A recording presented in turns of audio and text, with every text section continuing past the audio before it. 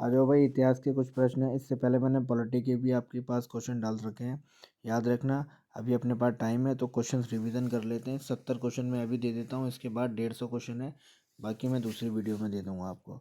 तो पुरापाषाण, मध्यपाषाण, नवपाषाण का किस क्षेत्र में विकास हुआ है? तो इनमें से सभी, यानी कि गंगा घाटी, नर्मदा घाटी और सिंधु घाटी से। दक्षिण पूर्वी राजस्थान की संस्कृति को क्या कहा जाता है? तो आहार संस्कृति कहा जाता है। पशुओं को पालतू बनाए जाने का प्राचीनतम साक्ष्य किन दो स्थलों से प्राप्त हुआ है? तो बागौर एवं आदमगढ़ से। उस स्थल का नाम बताइए जहाँ से प्राचीनतम स्थायी जीवन के प्रमाण मिले हैं? तो मेहरगढ़ से। आद हड़प्पा निम्न में से किस सभ्यता से संबंधित है? सिंधु घाटी सभ्यता से। नेक्स्ट है, वह हड़प्पीय नगर जिसका प्रतिनिधित्व लोथल का पुरातात्विक स्थल करता है किस नदी पर है? तो भोगवा नदी पर है। सातवां सुमेलित की बात करता है कि यानी कि प्राचीनतम स्थल और पुरातात्विक खोज। तो यानी कि लोथल से हमें क्या मिला है? तो गोदीबाड़ा मिला है। कालीबंगा से हमें क्या मिला है? जुता हुआ खेत मिला हुआ है। धौलावीरा से हमें क्या मिला है? हड़प्पन लिपि के बड़े आकार के 10 चिन्हों वाला एक शिलालेख। वनावली से हमें क्या मिला है? पक्की मिट्टी के बनी हुई हल्की प्रतिकृति। इसके अलावा हड़प्पा संस्कृति के निम्न स्थलों में से कौन सिंध में अवस्थित है? तो चंदूदड़ो और मोहनजोदड़ो। ये दोनों हमें कहाँ से मिले हैं? सिंध से मिले हैं, यानी कि चंदूदड़ो और सिंध, ये हमें कहाँ से मिले हैं? सिंध से मिले हैं। इसके अलावा क्वेश्चन है नेक्स्ट, 9 क्या कहता है? तो 9 कहता है आयुर्वेद अर्थात जीवन का विज्ञान का उल्लेख सर्वप्रथम मिलता है हमें कहाँ से? अथर्ववेद में। प्राचीनतम विवाह संस्कार का वर्णन करने वाला विवाह सूक्त निम्न में से किस में पाया जाता है? तो याद रखना किस में? ऋग्वेद में पाया जाता है, ऋग्वेद में। निम्नलिखित 4 स्थानों में हुई बौद्ध संगीतियों का सही कालक्रम नीचे दिए गए कूट से ज्ञात करना। याद रखना क्वेश्चन आ सकता है, तो आंसर होगा डी, यानी कि सबसे पहले कौन सा हुई? यानी कि पहली बौद्ध संगीति राजगृह में हुई, सेकंड का हुई वैशाली, थर्ड का हुई पाटलिपुत्र और चौथी का हुई कुंडलवन, जम्मू कश्मीर में। इसके अलावा निम्न में से कौन सबसे पूर्वकालिक जैन ग्रंथ कहलाता है? सबसे पूर्व जैन कौन सा ग्रंथ कहलाता है? तो याद रखना 14 पूर्व। कौन सा है? 14 पूर्व। बराबर की गुफाओं का उपयोग किसने आश्रय गृह के रूप में किया था? बराबर की गुफाओं का किसने आजीविकों ने? याद रखना। भारत में होम रूल आंदोलन किसने चलाया? भारत में होम रूल आंदोलन बाल गंगाधर तिलक और एनी बेसेंट ने चलाया। 6ठी शताब्दी ईसा पूर्व के 16 महाजनपदों के विषय में निम्न में से किस बौद्ध ग्रंथ में सूचना मिलती है? तो याद रखना कौन सी? अंगोत्तर निकाय से हमें सूचना मिलती है 16 महाजनपदों की।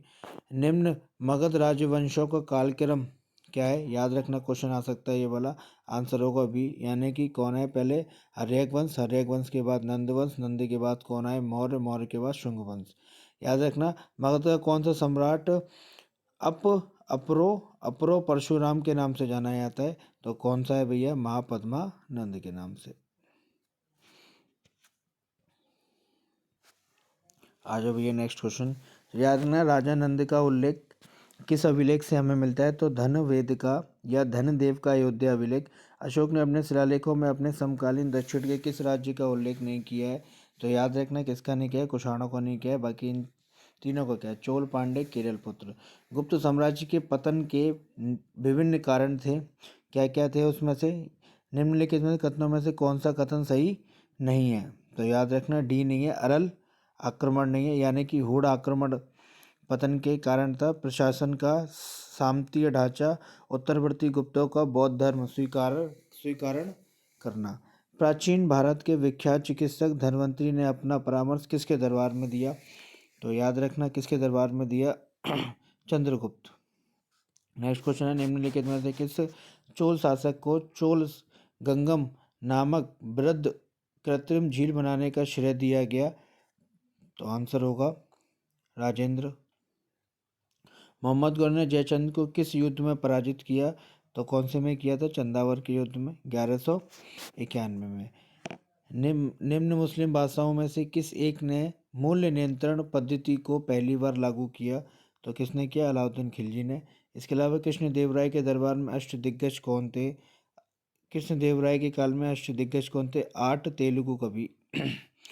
विजयनगर साम्राज्य की वित्तीय व्यवस्था की मुख्य विशेषता क्या थी? तो भू राजस्व थी।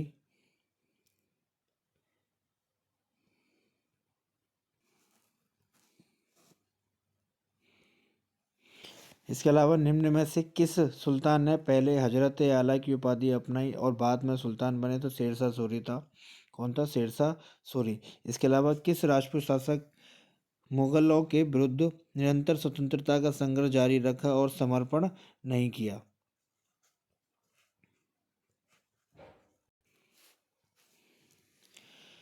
कौन सा क्वेश्चन है नेक्स्ट? कौन सा है? 28। 28 क्या है? किस राजपूत शासक मुगलों के विरुद्ध निरंतर स्वतंत्रता का संघर्ष जारी रखा और समर्पण नहीं किया? तो मारवाड़ के राव चंद्रसेन। मुगल प्रशासन में मदद ए माश इंगित करता है, विद्वानों को दी जाने वाली राजस्व।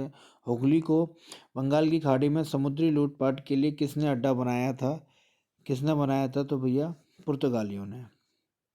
किसने अकाल तख्त की स्थापना की तथा नगाड़ा बजाने की परंपरा प्रारंभ की? तो याद रखना हरगोबिंद साहिब ने।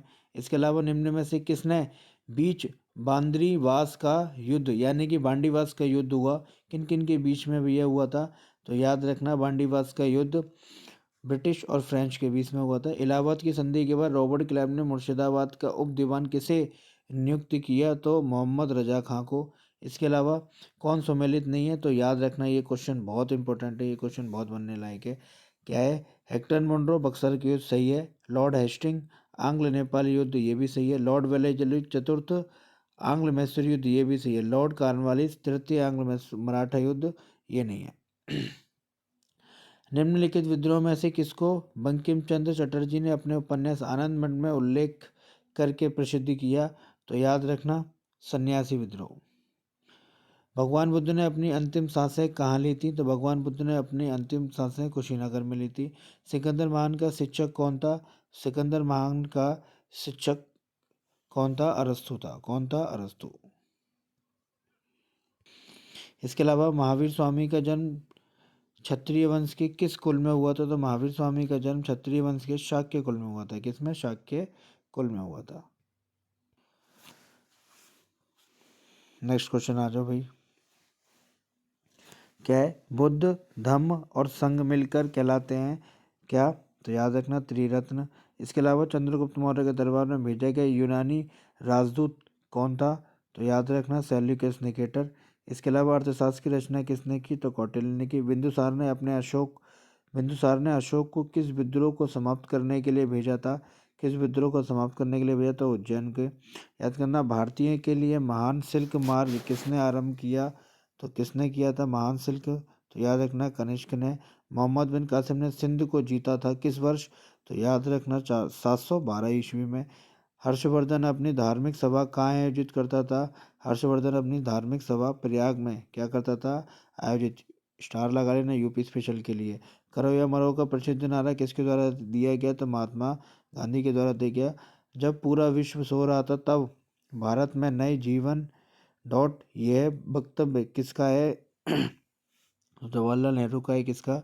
जवाहरलाल नेहरू का। किसने भारत में प्रथम अंग्रेजी समाचार पत्र का संपादन प्रारंभ किया? तो याद रखना किसने? राजा राममोहन राय ने। इसके अलावा किस शिक्षा रिपोर्ट के बाद कलकत्ता विश्वविद्यालय अस्तित्व में आया? तो याद रखना Wood dispatch. Mohammedan Anglo oriental college बाद में किस नाम से जाना गया? तो याद रखना अलीगढ़ मुस्लिम यूनिवर्सिटी के नाम से। इसके अलावा सुमेलित कीजिए। तो इसका आंसर होगा बी। मतलब क्या है इसका? तो विनोबा भावे संबंधित हैं किससे? भूदान से। मेघा पाटकर संबंधित हैं किससे? नर्मदा बचाओ। सुंदरलाल बहुगुणा संबंधित है चिपको से। चिपको आंदोलन हुआ था। यानी कि जयप्रकाश नारायण संपूर्ण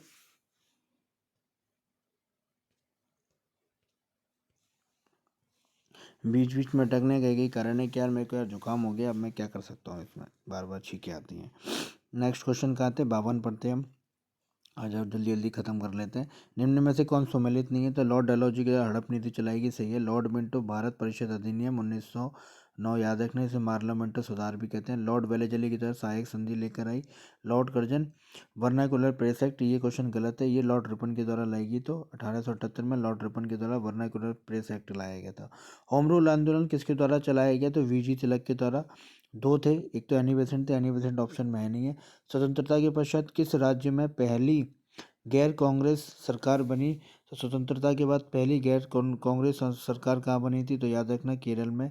इसके अलावा किन्हें भारत का वयोवृद्ध कहा जाता है, किन्हें भारत का वयोवृद्ध, तो दादा भाई नौरोजी, हाँ यही होगा। पहली मुस्लिम महिला जिसने भारत पर शासन किया, तो याद रखना रजिया सुल्तान। मोहम्मद गौरी ने पहने जीते हुए क्षेत्र के प्रशासन के लिए नियुक्त किया था किसे, तो याद रखना कुतुबुद्दीन ऐबक को। किस युद्ध ने मोहम्मद गौरी के लिए दिल्ली पर शासन का मार्ग प्रशस्त किया, तो याद रखना बहुत फेमस युद्ध तराइन का सेकंड। यानी कि युद्ध आपको सारे होने चाहिए, युद्धों की लिस्ट बना के रख लो। जिसने भी सब कुछ पढ़ा हुआ है अच्छे से पढ़ लेना भैया, चीज़ें भूलना मत। दिल्ली के किस सुल्तान ने लौह रक्त की नीति को अपनाया, तो याद रखना बलबन की है लौह रक्त नीति। प्रसिद्ध कोहिनूर हीरा इनमें से एक खान से निकाला गया, तो गोलकुंडा की खान से निकाला गया था। किसको द्वितीय सिकंदर के नाम से भी जाना जाता है, तो किसको द्वितीय सिकंदर, अलाउद्दीन खिलजी को भी। याद रखना, मैं फिर कह रहा हूँ आप लोगों से, इन क्वेश्चनों को बार बार देख लेना। क्वेश्चंस आएंगे तो यहीं से आएंगे, अन्यथा वो कहीं से नहीं बनाएगा। साथ ही प्रीवियस ईयर के पेपर लगाते रहो। आगे बढ़ते हैं भाई, देखते हैं और क्या है आगे। इसके अलावा बाजार अधिनियम नीति किसके द्वारा लागू किया गया, तो बाजार अधिनियम नीति अलाउद्दीन खिलजी के द्वारा लागू किया गया। यात्री इब्न बतूता कहाँ का था, मोरक्को का निवासी था, अफ्रीका में। निम्न में से किस दिल्ली सुल्तान को इतिहासकारों ने ब्रोदों का मिश्रण बताया, तो याद रखना कौन था, मोहम्मद बिन तुगलक। लोधी वंश का अंतिम शासक कौन था, तो लोधी वंश का अंतिम शासक कौन थे, इब्राहिम लोधी। द्वितीय अशोक किसे कहा जाता है, द्वितीय अशोक किसे, कनिष्कों को कहा जाता है। इसके अलावा भारत में सर्वप्रथम स्वर्ण मुद्राएं किसने चलाई, तो भारत में सर्वप्रथम स्वर्ण मुद्रा कुशाणों ने चलाई। राजा खारवेल किस चेदी वंश के महानतम शासक थे, तो किसके थे, कलिंग के थे। बाणभट्ट किस सम्राट का दरबारी कवि था, तो याद रखना किसका था, हर्षवर्धन का। कवि कालिदास किसके दरबार में रहते थे, तो कवि कालिदास चंद्रगुप्त विक्रमादित्य के काल में रहते थे। बाकी मैं इसके बाद करा दूंगा आराम आराम से, क्योंकि क्या है यार, टाइम पीरियड इतना मिल नहीं पाता है, तो चीज़ें हो नहीं पाती हैं, ठीक है ना।